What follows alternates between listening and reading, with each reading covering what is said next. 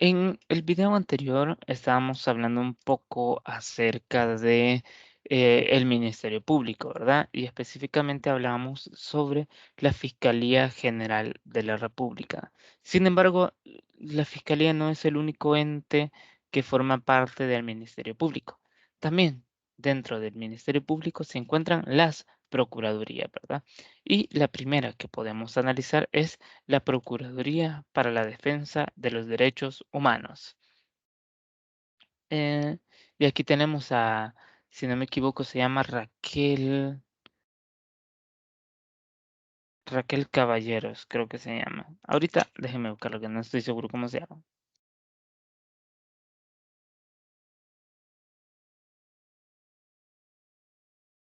Ya les digo, no me he ido. No me he ido, no me he ido, no me he ido.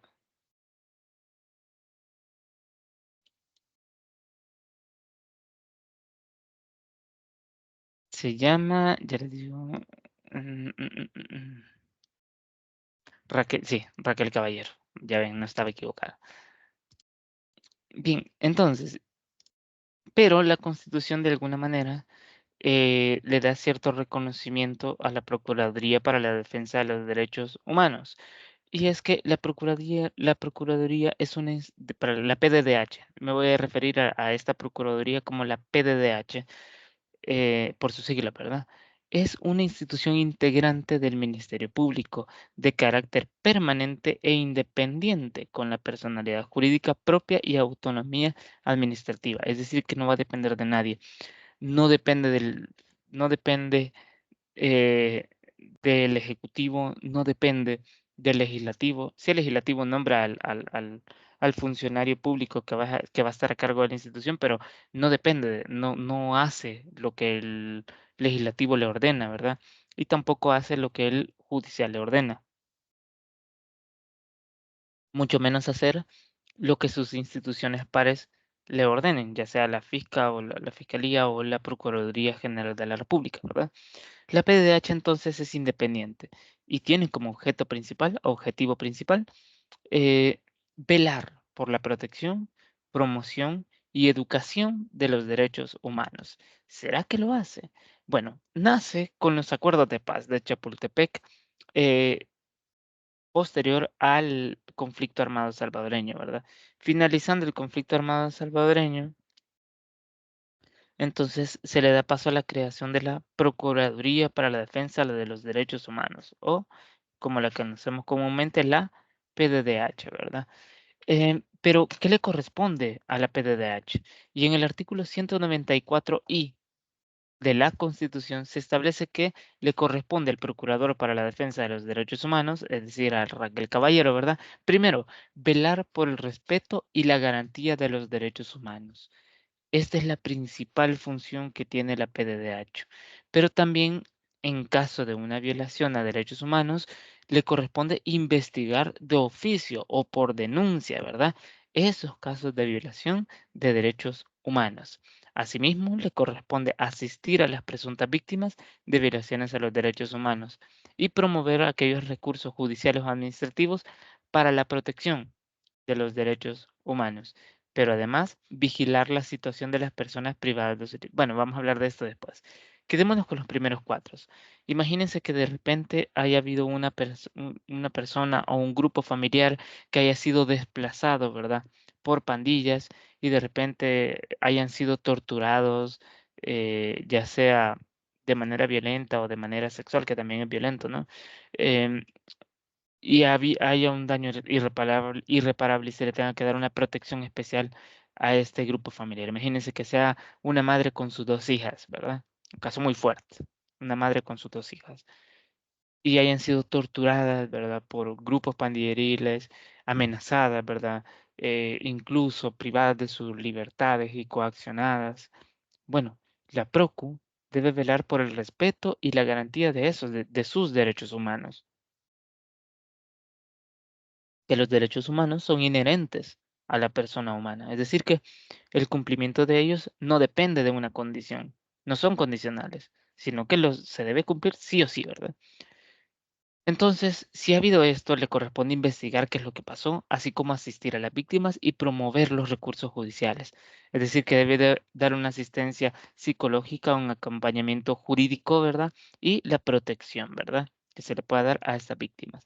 Pero también eh, aquellas personas que han sido privadas de sus libertades legalmente pueden tener una violación de sus derechos fundamentales dentro de las prisiones. Entonces, viene el artículo 194I, ¿verdad? En el ordinal número quinto y establece que le corresponde a la PDH vigilar la situación de las personas privadas de su libertad. Será notificado de todo arresto y cuidará que sean respetados los límites legales de la detención administrativa, ¿verdad? Por ejemplo, que no pase un mes completo detenido la persona sin saber por qué lo están acusando. Se le debe notificar inmediatamente, es parte de sus derechos y garantías fundamentales, ¿verdad? O que de repente una persona que es condenada a tantos años de prisión, velar porque dentro de los centros penitenciarios no haya violaciones de derechos humanos. Por ejemplo, que no los torturen dentro de las cárceles. Em, ¿Cuál puede ser una tortura? Bueno, que no los dejen dormir, ¿verdad? O, dormir, o sea, no es que van a pasar durmiendo todo el día, pero cuando les toque descansar, que no los torturen con ruidos, ¿verdad? O que no los torturen golpeándolos o violencias psicológicas, ¿verdad? Etcétera. Entonces, o que no le den comida, pues, también. Entonces, esa es parte de los derechos humanos que debe velar la PDDH. Pero además le corresponde practicar inspecciones donde lo estime necesario en orden a asegurar el respeto de los derechos humanos. Si de repente se dan cuenta que hay violaciones a derechos fundamentales en una empresa, pues puede ir a hacer una inspección. Le corresponde también, número 7, supervisar la actuación de la administración pública frente a las personas, que los juzgados traten humanamente, que la fiscalía trate humanamente a las personas, que otras instituciones, ¿verdad? Por ejemplo, el CONAPINA trate de manera digna a la niñez y a la adolescencia, ¿verdad? Número 8, promover reformas ante los órganos del Estado para el progreso de los derechos humanos, ¿verdad? Eso también le corresponde a la PDDH. Así como también, número 9, emitir opinión sobre proyectos de ley que afecten el ejercicio de los derechos humanos, que de repente van a ser una ley en la que todas las personas deben estar afiliadas a una institución pública y dar un tributo. Bueno, eso puede de alguna manera limitar derechos fundamentales, ¿no? Entonces puede venir la PDDH y dar su opinión respecto de ese proyecto que se quiere promover en la Asamblea Legislativa. Número 10.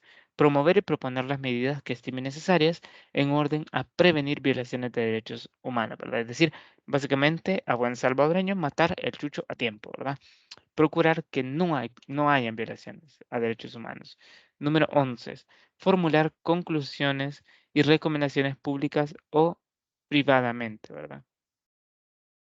De manera pública o privadamente. Es decir, dar una recomendación de cómo actuar ante ciertas situaciones, ¿verdad?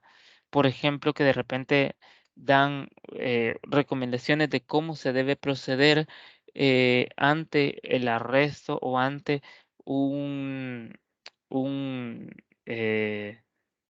¿cómo se llama esto? Cuando la policía está haciendo un retén, entonces, ¿cómo se debe proceder, verdad? O cuando la policía hace una inspección, ¿verdad? También le corresponde elaborar y publicar informes, ¿verdad? Relacionados con casos de violaciones de derechos fundamentales que conozca. Número 13, desarrollar un programa permanente de actividades de promoción sobre el conocimiento y respeto de los derechos humanos. Esto quiere decir que le corresponde hacer cursos que vayan enfocados a la educación en derechos humanos por parte de la Procuraduría General de la República. Y pues otras atribuciones que la Constitución o la ley le establezca. Muy bien, hasta acá con la PDDH, pero nos falta una PROCO, la Procuraduría General de la República. ¿Y qué le corresponde a esta Procuraduría, verdad? Bueno, le corresponde en el artículo 194, 2, Romano 2, ¿verdad? Le corresponde al Procurador General de la República las siguientes atribuciones. Primero,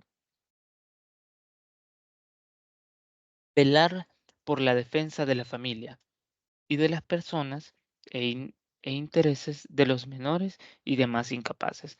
Por eso es que la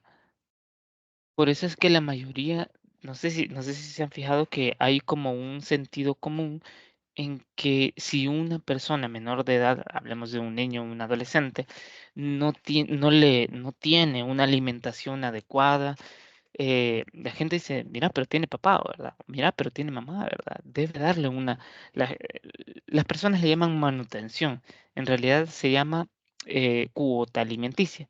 Anda la Proco, ¿verdad? Entonces, anda la Procuraduría General de la República, la PGR, ¿verdad? Entonces, pareciera que únicamente la PGR es para esto, ¿verdad? Para los derechos de la familia. Sin embargo, también tiene otras atribuciones, por ejemplo, las del Ordenal número 2, dar asistencia legal a las personas de escasos recursos económicos y representarlas judicialmente en la defensa de su libertad individual y de sus derechos laborales. Que de repente no puedo pagar un abogado. Bueno, ándate a la PROCU, ¿verdad? A la PGR, Procuraduría General de la República, que está obligada a la PROCU a dar una representación judicial en caso de que yo no tenga los recursos suficientes para pagar un abogado, ¿verdad? O de repente me despidieron del trabajo, puedo ir a la Procu a pedir asistencia en derecho laboral y que me representen en el proceso judicial que se pueda seguir. Pero además, o el Ordinal 3 establece que le corresponde a la Procuraduría General de la República nombrar, remover, conceder licencias y aceptar renuncias a los procuradores auxiliares de todos los tribunales de la República, a los procuradores de trabajo y los demás funcionarios y empleados de su dependencia. Imagínense que de repente hay procuradores auxiliares, ¿verdad? Que son los que van a las audiencias a representar a las personas. Le corresponde entonces al Procurador General de la República nombrarlos, removerlos, concederles licencias, es decir, darles permisos para que dejen de trabajar un rato, ¿verdad? Y aceptar las renuncias que pudiesen venir de estos. También el ordinal cuarto, que sería el último, establece que todas las demás atribuciones le corresponde que establezca la ley, ¿verdad? Bueno, hasta acá entonces con lo relacionado al Ministerio Público. A lo mejor este video se hizo un poquito más largo, pero era necesario hacer mención de ello. Hasta acá con este video. Nos vemos en el siguiente para hablar ya de otras instituciones públicas. Puede ser la Corte de Cuentas, Tribunal Supremo Electoral, entre otras por ahí, ¿verdad? Hasta la próxima. Adiós.